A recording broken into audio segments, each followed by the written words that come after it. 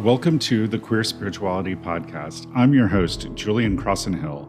This podcast is about an idea.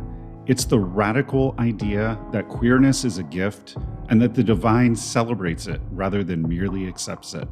We'll explore the special role that queer people are meant to play in the coming spiritual awakening. Through the lives and stories of queer people, we'll explore the many ways of approaching the divine and how the sacred reveals itself in everyday actions. Most of all, this is a podcast about love. It's about the love of the universe, it's about love between people, and it's about the love a community can share with one another. Thank you for joining me.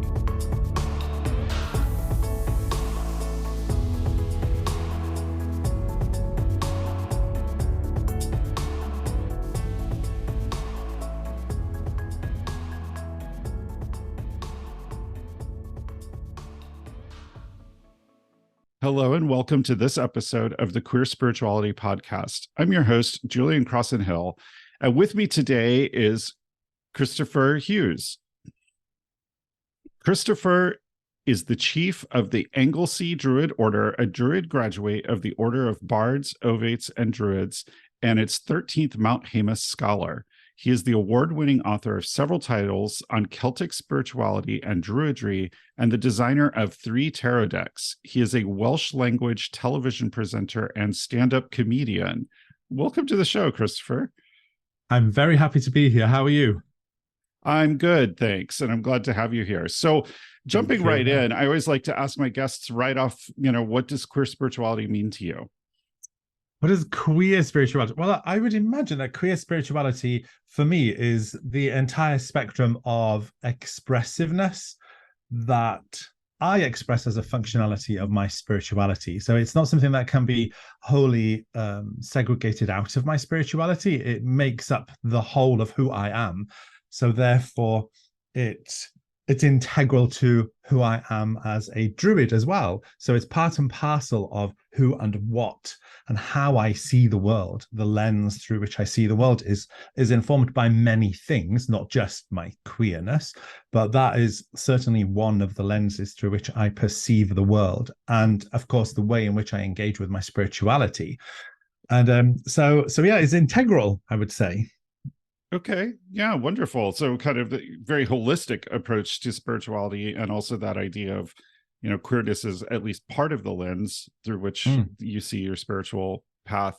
So tell me a little bit about your spiritual journey. So you're doing a lot with Druidry, and you've written at least a couple books on Druidry. I know I have one of them. How did you arrive at this place? What was your spiritual journey like? So here in Wales, we live in a particular culture where Druidry is endemic within our culture. It's always been a facet of Welsh culture and history. And we have 2 avenues of Druidic expression here. One is derwiddiaeth awynyddol, we would call it, or inspired Druidry, which is a spirituality and a way of living. And the other one is derwiddiaeth diwylliannol, or cultural Druidry, which is the celebration of Welsh heritage and the bardic tradition.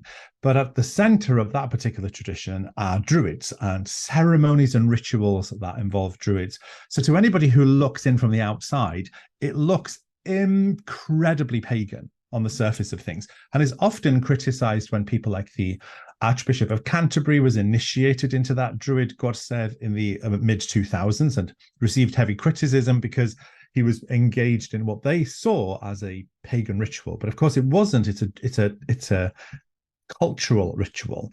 So we have these 2 types of Druidry that float in and out of one another. They interweave.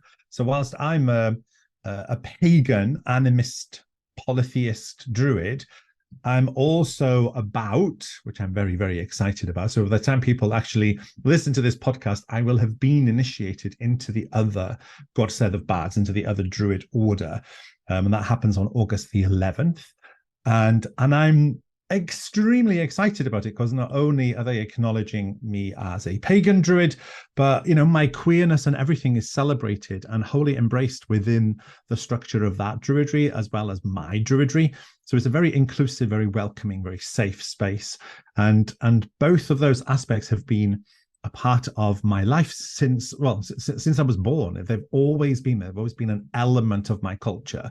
So Druidry was very much a natural selection, I guess, for me to explore spirituality. I tried Christianity, but it didn't really quench my thirst. And I found that I just could not rise above the judgmental aspect. There was parts of my life, my queerness would never be accepted, not in, the Welsh Baptist movement, or the Welsh Methodist movement, rather.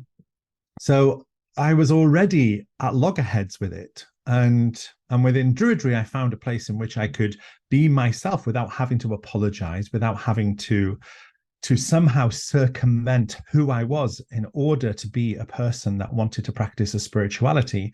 And Druidry afforded me that home, and still does and continues to do so, whether it's the inspired spiritual Druidry or the cultural Druidry, which has an element of spirituality to it anyway. So I've been very fortunate in that Druidry is endemic. It's so integrated into our culture that to turn around and to say to somebody in Wales that I'm a Druid, the reaction is they immediately understand what that means. There's an understanding whether it's cultural or spiritual. Whereas to turn around and to say to somebody in Wales, I'm a witch, there's an immediate kind of like, oh, I'm not really sure what that is. So there's a completely different reaction that you get. But of course, to somebody who saw what we do on the woods on the 6th night of the new moon every month, it's indistinguishable from witchcraft on many levels, quite indistinguishable from it. But to somebody from the outside looking in, it would be an interesting juxtaposition. Yeah, definitely. So I think it's really interesting that it's part of your culture, and it's just so endemic in Welsh culture. And it's not so much that here in the United States, we have ADF, and I know there's some of the Order of the Druids, Bards, and Ovates. I've known some people who are part of that.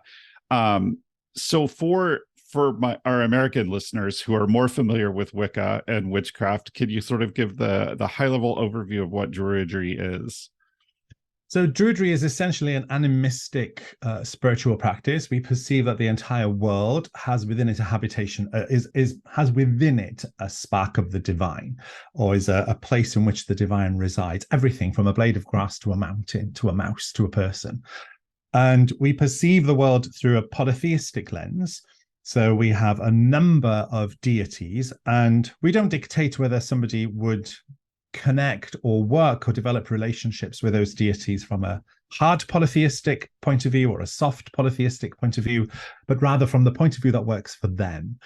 And we also practice a form of magic called bardic magic. So it's the magic of words and the magic of song that is involved in the transformation of things. So we do practice magic, even though some people might think that Druids don't. We certainly do. And all of those things are perceived and seen through the lens of a Celtic worldview. And even that is slightly complicated because there are 6 Celtic nations, there are 6 Celtic languages. Arguably, there might be a 7th in Celto-Iberia. So all of these different flavors add a little something to that cauldron of Druidry. So my friends across the water, only 42 miles away from me on the Emerald Isle in Ireland, their Druidry is infused and flavored by the cultural cauldron of the Irish Celtic tradition, whereas here, of course, it's the Welsh Celtic tradition. So we're all Celts, we're all related, we're all cousins and siblings, whether it's the P Celts or the Q Celts. But there's still slight differences, and those differences come through language and art. So, but that's the lens through which we perceive the functionality of Druidry through that particular lens. And of course, today, Celtic can be a somewhat controversial term for a lot of people who may not understand what that means. But what is important to understand about the Celts is that they're not something of the past. We're very much something of the present. I speak a Celtic language. I live in a Celtic nation. But Druidry isn't limited to those who live or are from a Celtic nation. There's no bloodline involved. This is a cultural stream. So there are people all over the world who practice Druidry. And I think a lot of them have an affinity to it, perhaps because of their ancestry, or perhaps just because they're in love with the mythology or the legends or lore of Druidry that somehow sings to their spirit. And that's all really cool and fabulous, you know. And so yeah, it's an animistic polytheistic tradition. Our particular tradition in the Anglesey Druid Order is very mythocentric, and it's seen through the lens of the Welsh Celtic cultural continuum. Great, wonderful. That's a wonderful explanation. Thank you for that. So when we talk about druids, often we hear druids, bards, and ovates together, right? They always seem to sort of follow. And so can you kind of quickly sort of explain what is the difference between a druid and a bard and an ovate? Yeah, sure. So the bards were traditionally, or are still, they continue to be the guardians of culture and the guardians of tradition. So they're the ones who disseminate and also preserve the wisdom within the tradition itself. So they would be the ones that would be telling stories or reciting poetry. And within those myths, stories, legends, and poems are elements of teaching that are transmitted to those who have the ears to hear them. So it's done in a way that on one hand is entertaining and was entertainment, but on the other hand, it was also used to disseminate the latest elements of learning and express that from the bard to those who had the ears to listen. So the ovate is somebody who walks between the worlds. So the ovate is the person who speaks to the gods or speaks to the ancestors or speaks to the spirits of the plant kingdom. They're the diviners and the soothsayers and the healers of the tradition. And whereas the druids are the philosophers, the teachers, the ritualists, those who hold civic spaces, and those who act as bridges, if you like, between the world of the bard, the world of the ovate, and then the world of ordinary humankind. So they're the bridges or the doors that allow the other two influences to bleed through and into the apparent world. So whilst they may appear to be separate things, I like to think of them as a triquetra or a triskel, whereas they have their individual expressions, but they're all held together at the same point. They all come from the same origin. They're just three expressions or three skill sets, if you like.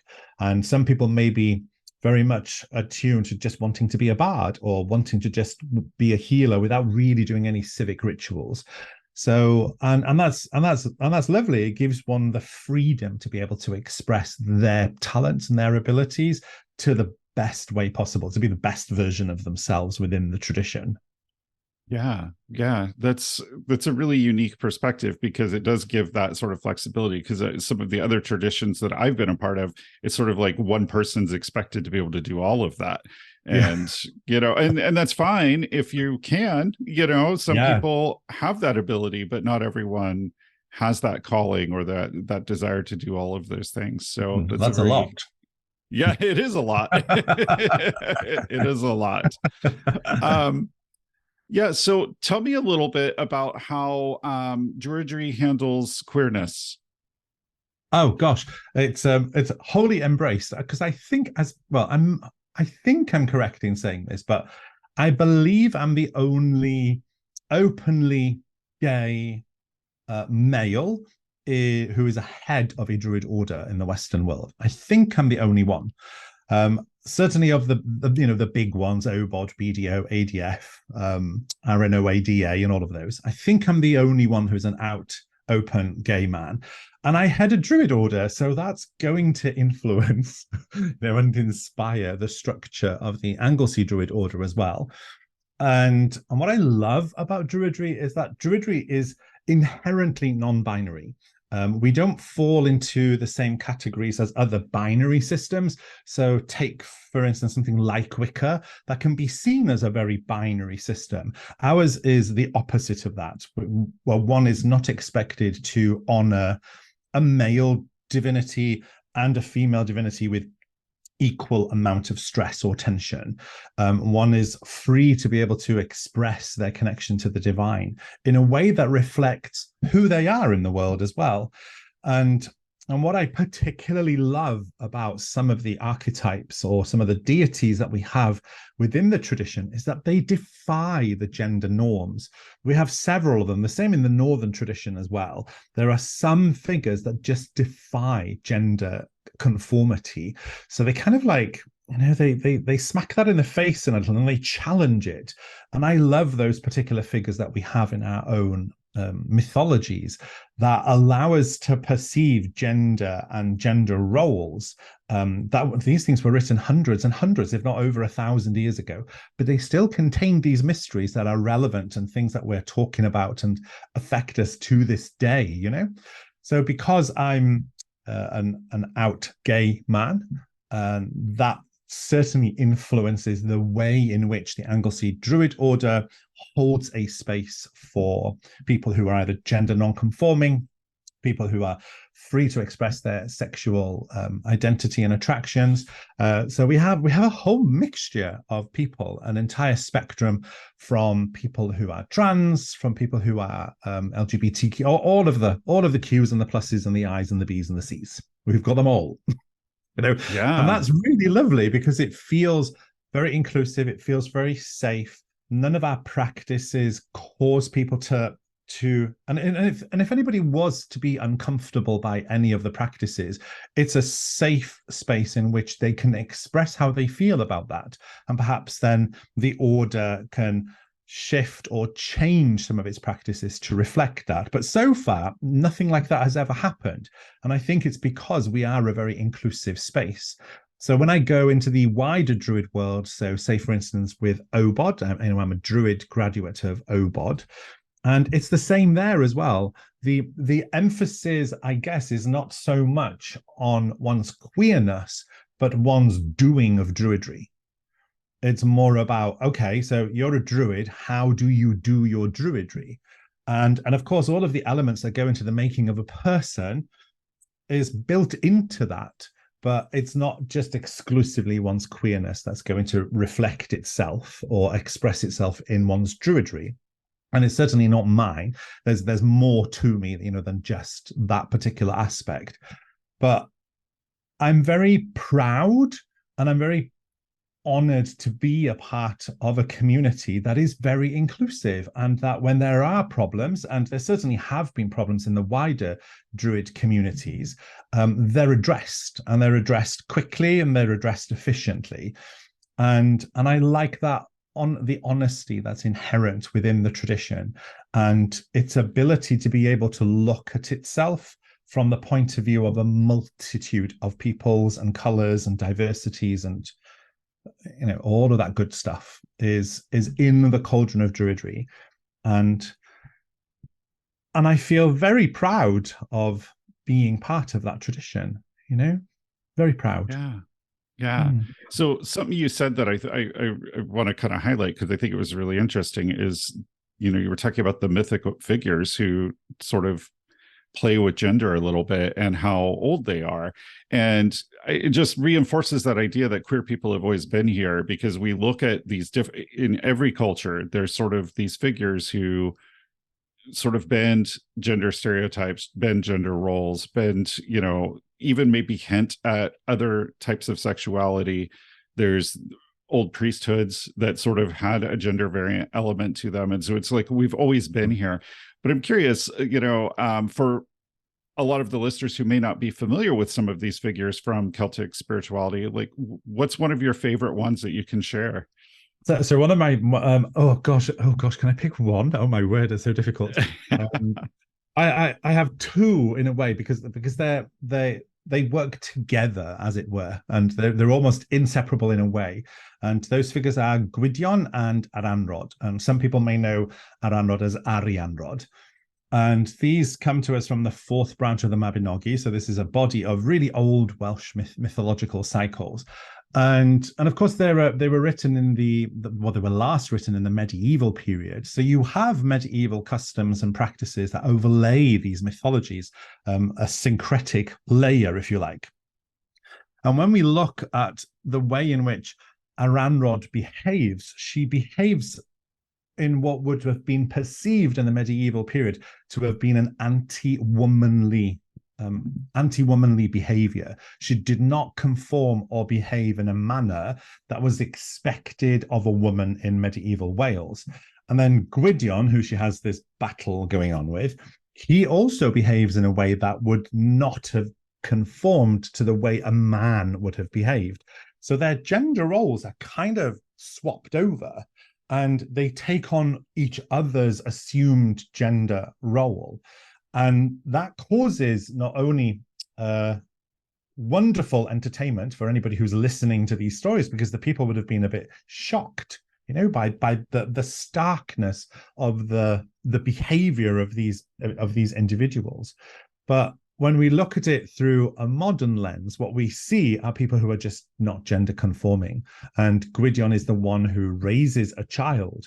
Gwydion is the one who puts the child through a secondary gestationary period, because the mother of the child abandoned her role as a mother. She wasn't going to be a mother. She was forced into that position. And she's like, oh, hell no, this isn't me. I'm a powerful woman with her own kingdom. So the way in which she acted was just spat in the face of gender conformity of medieval Wales.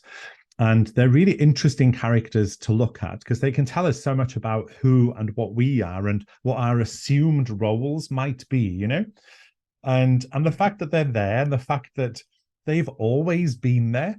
And even when we look at some of the classical accounts of the Druids, when the Roman classical authors were writing about the Druids, they wrote very, very casually about so many of the Druids preferred, rather than to get married or to be in monogamous relationships. Instead, so many of the male Druids chose to lie with nubile young men.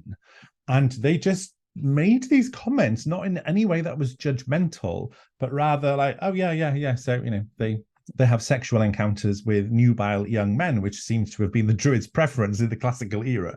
And it's the way that it's just thrown out there, I find really refreshing and wonderful, in exactly the same way as these gender non-conforming archetypes, So even all the way back in the classical times, when the classical authors were writing about the Druidry, they mentioned their sexual preferences. And then in the mythologies, you find that there are gender non-conforming people. And I think that comes as a surprise, even to people, of my own culture, people in Wales, when they discover these things, when they look at these things through a new lens, through a not through a microscope, not eviscerating them, but actually looking at them for what they actually are, and having their entire perception of the myths changed because of that. I find that incredibly illuminating and refreshing. And we might sometimes think that mythologies and legends are stuffy old things that just belong on old parchment, but no, there's all this stuff in there. None of this is new. No, we may think, oh, we're all new and fabulous. No, we're not. We've always been here. Yeah. We've been here since the very beginning. And we're not new and special just because we're in 2023. They were doing it in medieval times, and they were doing it long before then. Yeah. So finding these things is just special. Definitely. I've always really appreciated when you find a myth and you're kind of like, oh. Yeah, definitely.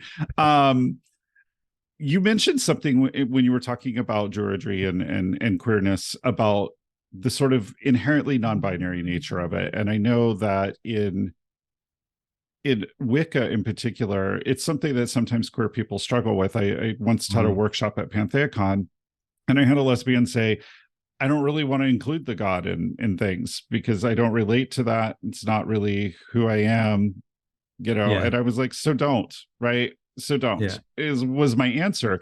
But I love that you brought that up, that, in Druidry, there isn't that exact balance. You don't have to invoke a god just because you invoked a goddess. And I think that even in Wicca and sort of neo-paganism, we're moving away from that more and more people are identifying as polytheists and saying, well, I'm just going to sort of pick the ones I want to work with and not always have that duality. But in America, I think that people don't always get exposed to Druidry. So how do queer people in America who are listening to this podcast and are like, man, I want to be a Druid, how do they get started? So I think There are plenty of resources, and I know the largest American organization is Andrechtfien or ADF, and again they're very inclusive, and their Druidry runs kind of parallel with the Druidry that we work here in Wales, and also with OBOD and the British Druid Order.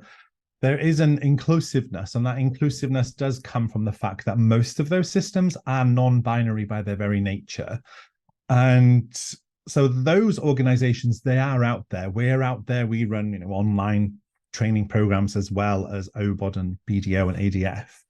But I think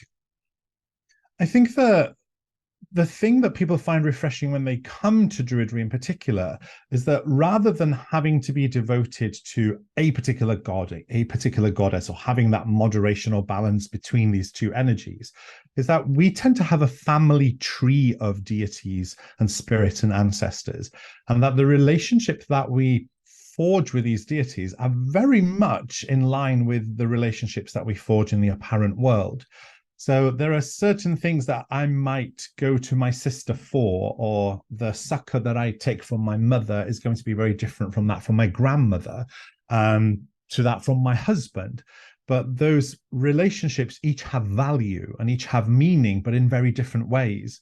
So in our particular form of Druidry, we have a vast family tree of deities. And it isn't so much about what they express as something that conforms to a gender stereotype, but rather what gifts those individuals have that marry up with our own talents, abilities, strengths, and weaknesses. So that the relationship that we forge with them isn't one that is, because the relationship I have with, I'm trying to think, my friend Tiffany isn't because Tiffany is a woman or a straight woman. It's because she's a really good listener and I need that in a friend. So the same kind of applies with the relationships that I have with my gods and goddesses and the non-conforming ones in between, And I think that people find that rather refreshing, that the relationships are based very much on the same principles as the ones that we have in the human world. And sometimes I think that we forget that the gods and the goddesses and the spirits and ancestors are also as fallible as we are and as flawed as we are. And we can create meaningful relationships with them in a way that doesn't take away something that's unique in us. And I think that's true of all of the Druid organizations that I'm aware of or that I work with, and I work very closely with a lot of them, that there's this fluidity and flexibility in the way that we define relationships, and that ultimately the relationships that we develop, whether they're with other human beings, the animal, the plant kingdom, or the unseen worlds, is one that's based on depth of relationship and on sacred relationships, that we perceive that each of us somehow reflect that which is sacred. And so whether people study with us or OBOD or ADF, I think there's an element of that fluidity and flexibility in all of those systems. Yeah. You have such a passion for it, and the way you describe it is just very, very poetic. I could see why you're initiating into a bardic tradition. I'm so excited about that. I'm so excited. Yeah, it sounds very exciting. You have a number of books, so I want to make sure we get a chance to sort of mention your books, because I think that people who are interested in Druidry could learn a lot from your books as well. So, share a little bit about some of your books. So the last one that has just come out this summer is called The Book of Druidry, and even that's a complete introduction to the magic of the Celtic mysteries. But again, I think sometimes people might be put off by the term Druidry, but ultimately the word Druidry just means somebody who is oak-wise. It's a wisdom tradition, and so much of that wisdom tradition can apply to so many other traditions. So we have witches and Wiccans and Northern tradition folk and none of the above who are members of the order that I head and also of OBOD. It's very inclusive because wisdom isn't exclusive. Wisdom is inclusive of anybody who strives to be oak-wise. And essentially, that's the message of Druidry, is that it's a wisdom tradition that embraces other traditions. and forges and nourishes a person to become the wisest version of themselves that they can be. And it does so through a particular lens. And my last book, the Book of Druidry, focuses on what does that actually mean? Where does it come from? And how do I use it in the real world? So I wanted to, and at first I was a little reluctant because it's an introductory book. And I thought, oh gosh, do I really want to write a 101 book? Because sometimes they can come with a bit of baggage. But then I thought, well, actually, no, because there needs to be an introductory book to every tradition all the time, from different perspectives, from different voices.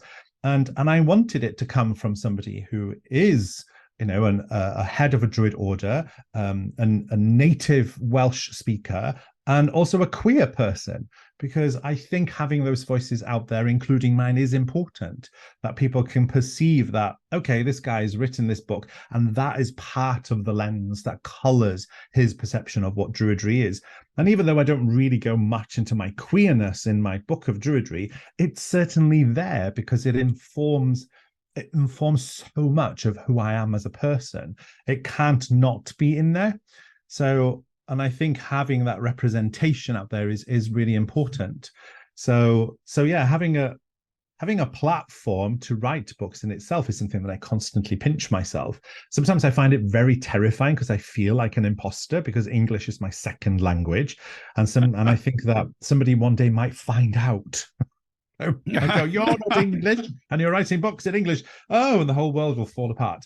And so it's a really peculiar place to be in. But I'm very grateful and thankful for those opportunities. So I tend to focus on Druidry or the wisdom tradition. Oh, sorry, clanging things on the desk here. And so I tend to focus on Druidry or the wisdom traditions from the Welsh Celtic tradition.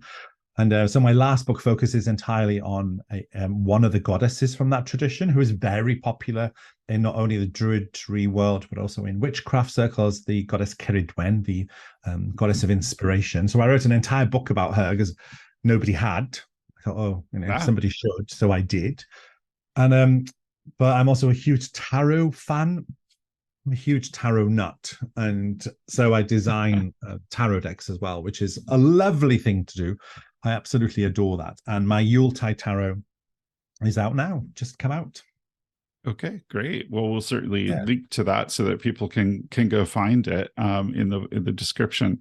I think it's funny you said you know about feeling like an imposter because English is your second language, because I think sometimes even native speakers, when we're teaching workshops or talking about things that we've experienced, we feel like there's no new ideas, and sometimes it feels like you're an imposter or you're just regurgitating things that have been said. And I remember a Pantheacon where someone asked Z Budapest about, they were getting some like channeled information and it was a language they didn't speak, and she said, well, learn another language. I had to learn English to write when I came to America. So that's so true. It's so true. Yeah. And I think I think sometimes that imposter syndrome, it can sometimes be useful as well, because it keeps you on your toes, and keeps you alert.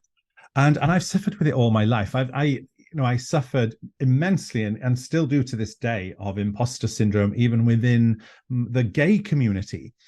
I didn't really feel as if I ever felt that I fit in. I was never, body beautiful, and never have considered myself to be traditionally handsome or attractive. And I felt that even in queer spaces, I didn't fit in. I didn't feel as if I belonged there. And I absolutely loathed the club scene. It just hurt my ears, and it still hurts my ears to this day, And so I always felt like an imposter even in there, but even that was alleviated because I'm a professional drag queen on Welsh language television. That's what the acting bit that I do. So I became a drag queen, and the drag queen offset my own imposter syndrome, because then I found that I did have a place, and the place was there to be a part of that community in a way that I felt that I was no longer an imposter. and there was and that came with an admiration and a respect that I didn't feel that I could get just as an ordinary man. I just didn't feel as if I fit in. So, but now, as the 7'2" Welsh drag queen Mabinogi, I fit in perfectly well. So that kind of imposter syndrome alleviated itself. It was dealt with. And then, I still have to deal with the fact that the other imposter syndrome is Welsh is my first language, English is my second. But I'm learning to live with that. Yeah. Yeah. So it's peculiar, how all of those things, my queerness, my imposter syndromes, my anxieties, my passions, all of those have fed into this pool of who I am today, as a 52-year-old white gay Welshman from an island in North Wales. All of those things have informed me. But of course, that queerness has always been a part of that story. And so I'm very lucky that I get to write for Llewellyn Worldwide because, we're out there and we're doing stuff and we're doing important stuff. And so, yeah, it's good. Yeah. Well, I just want to thank you for the vulnerability of talking about that imposter syndrome in queer spaces, because I think that goes unsaid a lot, and that lots of queer people experience that. They feel like, I don't have the right body, I don't have the right look, I'm not into this club scene. And it can be very, very hard for people to overcome that. And you found a wonderful outlet in becoming a drag queen, and lots of other people do that as well. But even people then who don't feel drawn to that, how do they move through queer spaces and feel comfortable in their own skin, which is something that's really important in my work. And then one of the areas that I coach gay and bi men on is, how do you sort of show up as your most authentic self and just love that, who that is, and be that, right? And so how do you navigate that? Exactly. And I'm really glad that you mentioned it, because I think so often people just sort of keep that to themselves and they never mention, like, hey, I feel out of place here. And I think we have made shade part of queer culture, but sometimes shade can be a little hurtful. It gets into an area where it's very judgmental and hurtful, and we need to have more awareness there as a community. So I'm glad that we got to talk about that. And be the compassionate versions of ourselves that we can be, as well as the wise version of ourselves, all of those things. And I think also having the conversations and the dialogues that are important for people to hear, that people speak about their insecurities and anxieties, about how they grew up in the queer spaces. Like, my experience was very fraught. But I did manage to circumnavigate it. My husband, we've been together for 32 years, which is, a long time in the queer world. And my husband can't deal at all with, the club scene or the bar scene whatsoever. He's never felt comfortable in that place, but never really had anybody to talk to about it apart from me. And a part of me does enjoy that, and that is a part of my work now. I work in those spaces, and we've had to talk about it as well as a couple, because that could have been antagonistic. It could have been a difficult conversation, or it could have caused unnecessary tension. But thankfully, we're grown adults, and we're able to sit down and have an adult conversation about it, and not become, not be at loggerheads with it. And so consequently, we're still together. Yeah. Lovely. Yeah. And congratulations on being together so long. My husband and I just celebrated 15, which is still kind of a long time. It's lovely. Congratulations. Nice. Yeah. So, and I think that's why it's so important that we create these queer spiritual spaces as well, so that people who feel out of place in club scenes, or maybe, want to have spaces where they can meet other queer people, or where their queerness doesn't have to be front and center, and they can still be vulnerable and be supported and talk about these insecurities with very people is so important. So having those spaces is really important, I think. And especially Yeah. in, cultures like the one that I live in, we're a very rural culture, very rural. And in these rural places, there can be a lot of bigotry. There can be a lot of internalized homophobia as well as externalized homophobia. Yeah. And I'm so lucky that as a drag queen, I've been given a platform to be able to address those. But then what I found is that as a Druid, Welsh society has also sort of said, actually, we want you to come on television and talk about that. And I'm so grateful that I've had those opportunities to be seen in a society that is very rural, and that can come with its own problems. And Yeah. be able to chat about it, not just as a druid or a person of a particular form of spirituality, but also as just as an ordinary gay person who just happens to be a drag queen. So, and it all blends in. I always think that my autobiography will be called Death, Drag, and Druidry, because I spent most of my life in a morgue. I'm a drag queen and a druid. So it's that's a quandary of quiddity right there, isn't it? Yeah. And I think that a lot of people in the US experience that same issue of being very rural. There's a lot of, queer people who live in rural areas who haven't yet moved to the city or just don't desire to move to the city, but want to feel accepted and supported in the communities they live in and face that bigotry and that internalized and externalized, homophobia. So I'm glad that, it's definitely an issue. So as we're reaching the end of our time together, what parting wisdom do you have to share with the listeners? Oh my gosh, parting wisdom. That's put me on the spot, isn't it?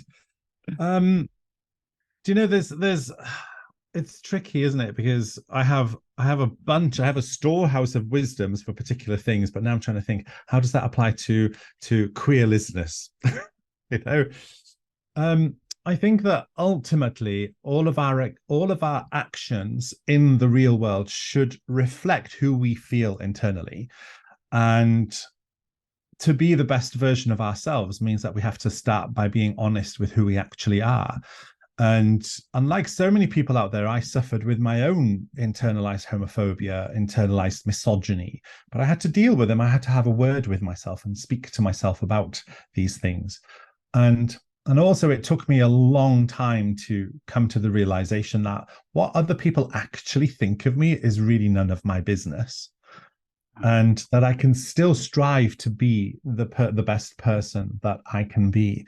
And that ultimately my spirituality is about the journey of transforming my anxieties into joy. And it certainly has done that.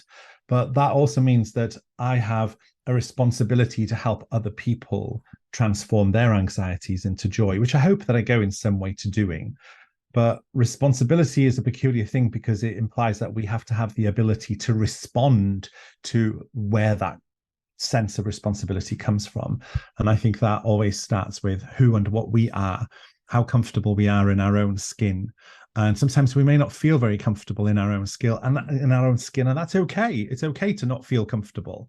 What I think matters is how we work on that and how we reflect that into the world. And I often think that, whether it's Druidry, Christianity, Wicca, Buddhism, all of those traditions, all of their wisdoms could be put on the back of a beer mat. And if you were to find that beer mat and turn that beer mat over, it would say, try not to be an arsehole. And I think that's the lesson that all of us in life need to learn is just try not to be an arsehole and be nice, employ charm, and treat the world as you would want it to treat you. And sometimes that's really difficult, so difficult.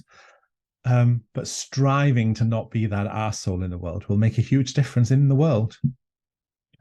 Yeah, that's definitely great words of wisdom. I love it. So how do people get in touch with you or follow what you're doing, social media, website? Well, I'm on all the things. I may not be very good at it. Again, that's something I'm trying to work on. but it's like, no, I'm 52. It's a whole other mindset, isn't it? It's really active on TikTok, but I am on TikTok and Instagram and Facebook. You just search for my name. My name is spelt in a fairly unique way. So I'm very easy to find just by looking for my name, Kristoffer Hughes. Slap Druid on the end of it and I'll pop up like a rash. Okay, great. All right. And we'll link to those things in the podcast description for people. So Kristoffer, thank you so much for being on and talking about Druidry with me and queerness. And it's been a great conversation. And I think we really hit some things that don't often come up. So I'm really glad that we got to discuss some of those. That's lovely. Thank you very much for the opportunity. It's been really lovely.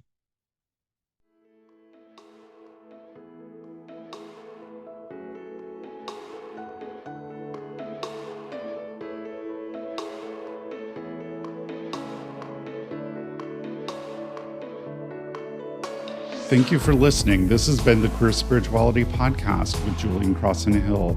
If you enjoyed this show, please consider leaving a rating on whatever site you get your podcasts at.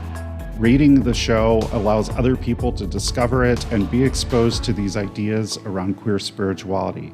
You can also find my blog and past episodes of this podcast at www.queerspirituality.net. That's www.queerspirituality.net. You can also there find links to the Queer Spirituality Facebook group, my various social channels where you can get involved in the discussion or send me your feedback or questions or things you'd like to hear on the show. Thank you again for listening and for your support. Bright blessings.